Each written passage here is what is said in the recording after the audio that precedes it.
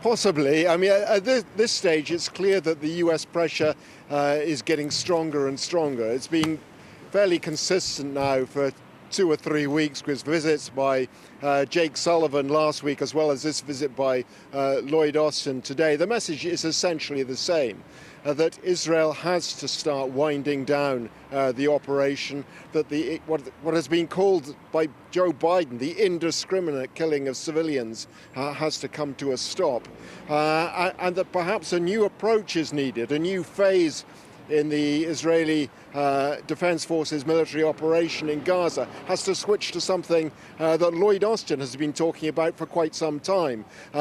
In other words, a switch away from the indiscriminate bombardment, something that the Israelis, of course, would dispute they're doing at all, to more targeted attacks and the use of more precision bombs rather than what they call dumb bombs, which many call indiscriminate, and to use the next phase in a way that's more based on intelligence and perhaps less military presence in the Gaza Strip as well. Whether the Israelis are prepared to go down that route at this stage, hard to say, although they've been talking about switching to new phases themselves. But Lloyd George's message essentially is that if you want to win this war, you've got to take care of the civilians there. There has to be civilian protection. Civilian protection won't win you the war, he says, but without it, you can't win either. And throughout all of this, Rob, what remains clear is that the suffering by civilians trapped in Gaza is absolutely immense. Yes, every day we learn of some new horror that's happened there.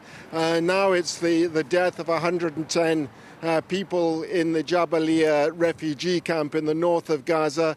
There is constant death everywhere else as well. I suppose if there's some good news, it is that the Kerem Shalom crossing point in the south of the Gaza Strip is now open for aid. So it should be possible to at least get 200 trucks of aid a day into the Gaza Strip. But the problem there is that aid agencies are finding it increasingly difficult to transport the aid from the crossing points to where it needs to go. Especially as regards North Gaza, it's just impossible to get it anywhere near there at all. But even in the south, and in many cases, aid trucks are being looted by people who are simply desperate, particularly for food and water, and can no longer restrain themselves. And that makes it almost impossible for the aid agencies.